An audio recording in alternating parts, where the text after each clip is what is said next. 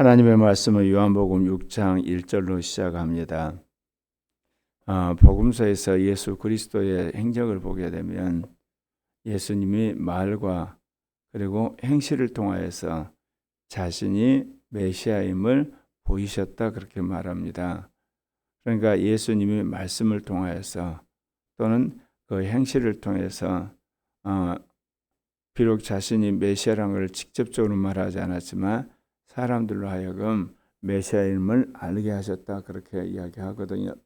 이것은 예수님만이 아니라 이 시대에 사는 그리스도인들에게 과연 우리가 어떻게 사람들에게 예수 그리스도를 전하고 자신이 그리스도임을 밝힐 건가? 우리가 하는 말과 우리의 행실을 보고 사람들이 이제 그리스도인이라고 인정을 하게 되는 거지 않습니까? 근데 이제 우리가 그 사람들에게 드러내는 행동 안에는 삶의 윤리적이고 도덕적인 인간관계에 있어서 그런 우리가 섬기는 자세 그런 행동뿐만 아니라 이제 말씀을 통해서 표적과 기사가 나타나는 것 그것까지를 포함하게 되는 겁니다. 그러니까 비록 우리가 말을 하지만 그 말이 어떤 표적이 되고 기적이 되고 이사가 일어날 때 사람들이 그것에 대해 주목하면서 그 근원이 누구인가? 결국 예수를 믿기 때문에 그렇구나. 그래서 이제 복음 전파가 되는 것 아니겠습니까? 사도행전에서 제가 말한 것처럼 사도들이 행했던 전도의 그 종류가 크게 두 가지. 하나는 이미 모세의 오경뿐만 아니라 선지서, 성문서와 같은 구약 성경을 알고 있는 유대인에게는 성경에서 예언한 메시아가 예수란 것을 사람들에게 이제 깨닫게 함으로 예수를 믿게 하고 그를 알지 못하는 이방인들에게는 바로 성령의 능력을 보여주고 은사를 통하여서 그런 기적과 하나님의 살아계심을 보여주게 될 때 이방인들이 살아계신 하나님 현존 앞에서 회개하고 예수를 믿게 됐다고 말씀을 드렸습니다.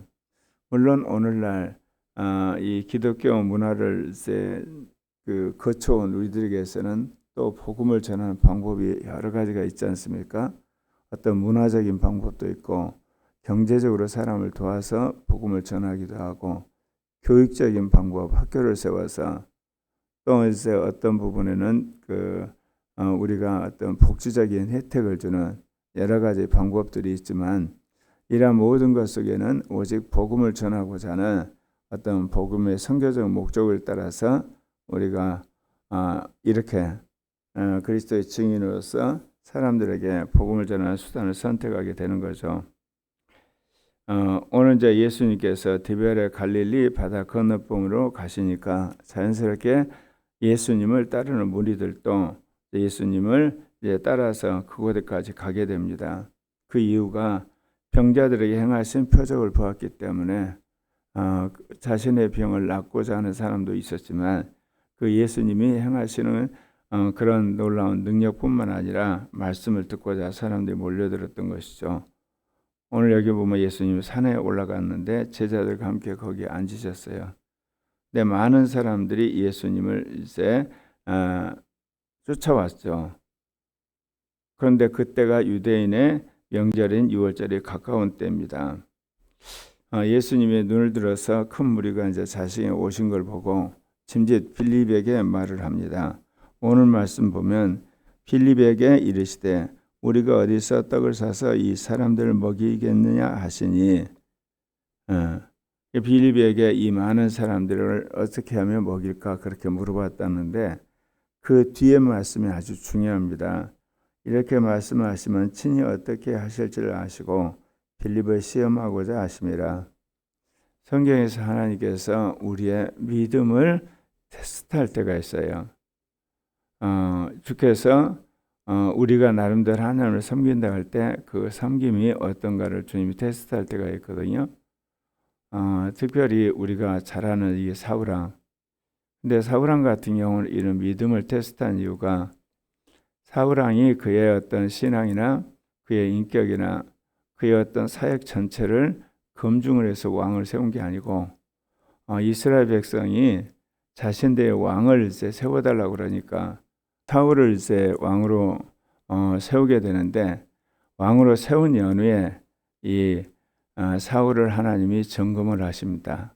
그가 합당한 믿음의 사람인가? 그러면 왜 왕으로 세워놓고 그러셨을까? 하나님에게서는 필요한 것이 뭐냐? 단순히 왕을 세운 게 아니라 그 왕이 믿음의 왕이 되어서 앞으로 오실 예수 그리스도의 어떤 족보에 왕의 계보를 세우기 위한 것이 필요했거든요. 그래서 이제 사울 왕을 테스트를 합니다. 그런데 이제 사울 왕이 그 테스트에 2번에 걸쳐서 실패하면서 폐위가 되고, 이제 다윗이 믿음의 테스트를 거쳐서 이제 왕이 되지 않습니까? 그래서 하나님이 어떨 때는 우리의 믿음을 시험 볼 때가 있습니다. 여기서 유혹한다는 의미의 시험이 아니고 시험 본다고 할 때 시험입니다. 빌립이 대답하되 사람으로 조금씩 받게 할지라도 200 데나리온 내 떡이 부족하리다. 그러니까 빌립이 계산을 딱 해보니까 200데나리온이 있어서 부족하다는 거예요. 이게 이제 빌립이 예수님을 따라다녔지만 그가 생각하는 어떤 인간적인 수준의 이제 계산이죠. 이 빌립의 믿음이 입분이 안 되는 거예요. 그런데 그 옆에 있었던 베드로의 형제 안드레가 예수님에게 그 이야기해요. 여기에 한 어린아이가 있는데 그 아이가 보리떡 5개와 물고기 2마리를 가지고 왔나이다. 그러니까 빌립은 머리를 굴려가지고 계산을 하더니 200데나리온 돈이 필요한데 이거 되겠습니까? 그러고 여기 있는 안드레는 아이가 가지고 있는 물고기 2마리하고 보리떡 5개를 갖다 옵니다. 그러면서 하는 이야기가 그것이 이 사람에게 얼마나 되겠사옵나이까? 성경에서 이 두 사람을 비교한 이유가 뭘까요?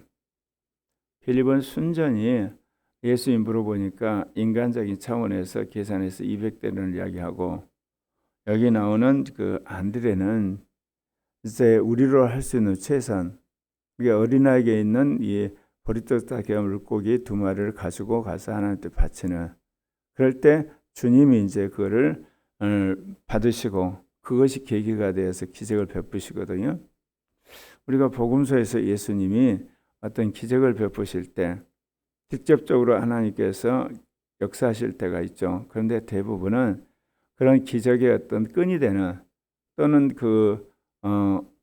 계기가 되는 사람들이나 또는 그 믿음의 테스트 하실 때가 있거든요. 오늘 여기서 안드레가 자신으로서는 할 수 있는 최선, 보리떡 5개 물고기 2마리 아이 걸 갖다 하나님께 바치면서도 이거로 되겠습니까? 이게 이제 연약한 인간이 이 땅에 살면서 하나님 앞에 우리의 최선을 다하면서 주님의 역사하심을 우리가 바라는 태도가 필요한 겁니다.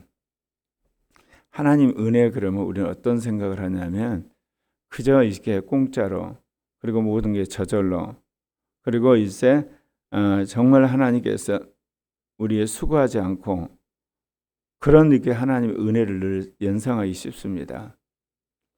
그런데 하나님 은혜 이야기할 때는 주님이 우리의 가정과 모든 것들을 최선을 다해서 하나님께 드리기를 원하세요. 하나님 그거를 보시고 역사를 하시는 거거든요. 그런 의미에서 빌립보다는 안드레가 주님 앞에 자신으로서 할 수 있는 최선을 다했다는 것. 예수님이 사람들을 앉게 하시고 그곳에 이제 잔디가 많은 네 사람들을 5,000명을 나눠서 앉게 하세요.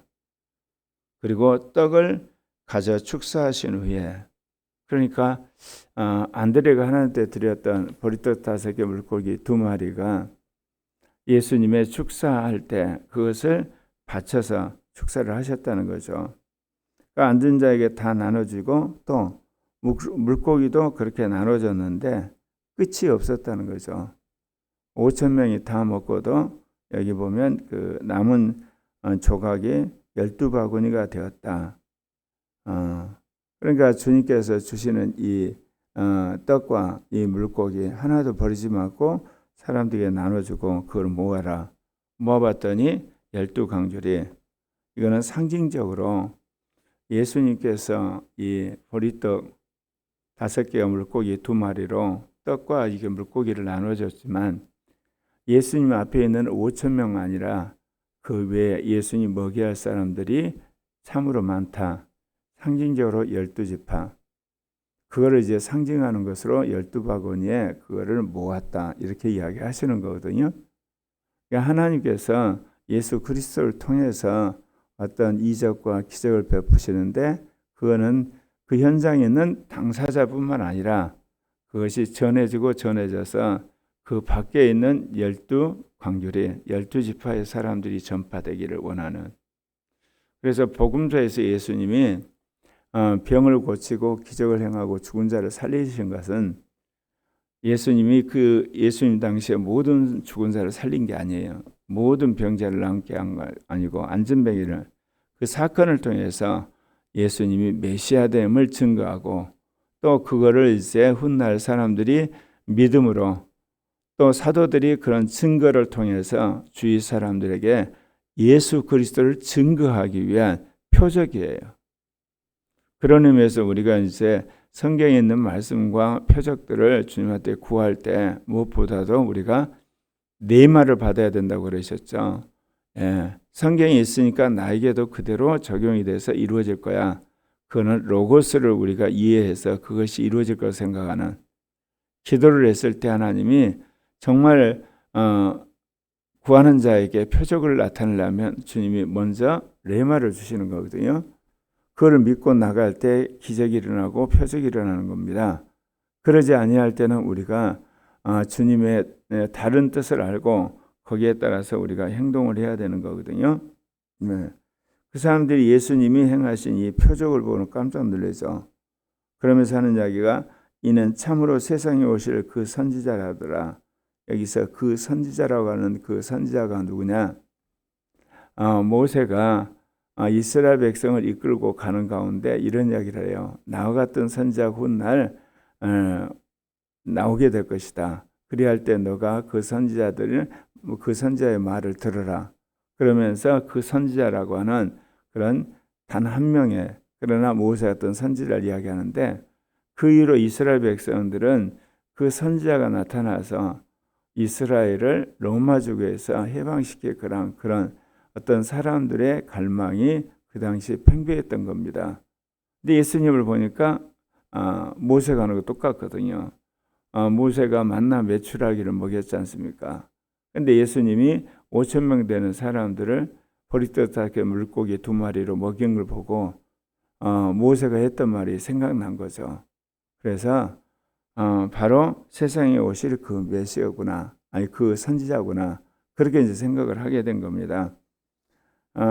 그러므로 예수님이 그들에게 와서 자기를 억지로 붙들어 임금으로 삼으려는 줄 아시고 모세가 바로 치하에 있는 이스라엘 백성을 끄집어내서 해방을 시켰지 않습니까?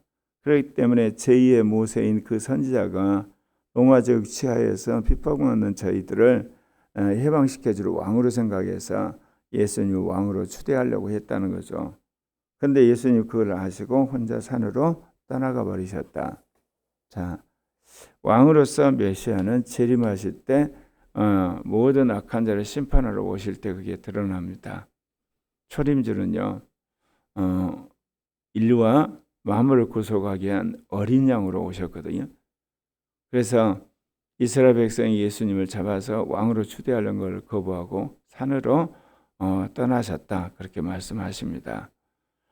주님이 우리에게 말씀하신 건 먼저 우리가 하나님과의 관계 속에서 죄 문제와 죽음의 문제, 이 사단과의 문제가 해결이 돼서 하나님과의 우리의 관계가 회복된 연후에 그리고 나서 주님이 재림하셔서 이제 로마 제국이 아니라 인간을 사로잡고 있는 이 적그리스도와 거짓선지자 체계 그 뒤에 있는 사단과 악한 영들을 완전히 심판한 날이 올 겁니다. 그게 이제 주님 재림하실 때거든요. 이제 그런 주님이 지구적인 또는 우주적인 심판이 있으려면 이 지구상의 복음이 다 전파돼야 되는 겁니다. 늘 말씀드린 것처럼 복음이 다 전파돼야만 그들 가운데서 하나님을 정말 경외하고 믿는 알고 그를 거부하는 가라지가 두 개로 구분되는 겁니다. 근데 복음이 전파되지 않으면 알곡과 가라지 사이에 복음을 듣지 않는 사람들이 존재하게 돼요. 그러면 주님이 지상재림에서 알곡은 휴거를 시키고 가라지는 심판하는데 복음을 듣지 않는 자들은 주님께서 휴거도 시키지 못하고 심판하지도 못합니다. 왜냐하면 복음을 듣지 않았기 때문에. 그래서 주님이 알곡과 가라지로 심판하기 위해서는 중간지대, 회색지대, 복음을 듣지 않는 사람들이 없어야 됩니다. 그래서 세계 복음화가 완성이 돼야 되는 거예요. 그래서 주님이 어찌하든지 우리에게 제3차 세계 복음화를 명령하신 거고, 그것도 그동안 세계 복음화를 주도했던 서구 교회가 아닌 비서구 교회, 한국을 중심으로 해서 이제 전 세계 비서구 교회가 일어나서 주님이 말씀하신 세계 복음화를 완성할 때가 왔다는 겁니다. 그런데 이때는 늦은비 성령의 시대요, 글로벌 시대요, 디지털 시대이기 때문에 주님께서 무엇보다도 기존의 어떤 전도 방식이나 그런 방식이 아니라 이긴 자와 14만 4천이라고 하는 하나님이 기뻐하는 사람이 출현하는 겁니다. 그래서 이 사단과 악한 영들과 싸워 이기는 14만 4천의 무리가 산출되는, 그러므로 주님이 이제 지상재림에서 심판을 하실 수가 있는 거죠.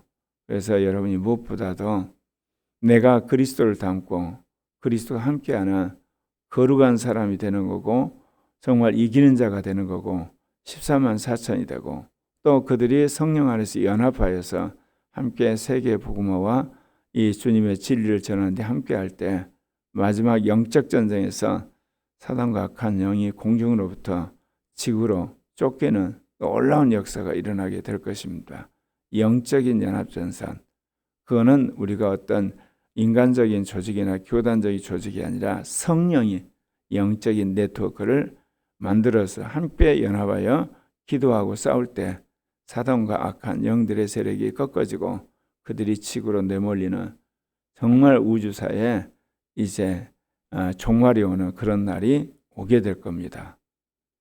기도하십시다.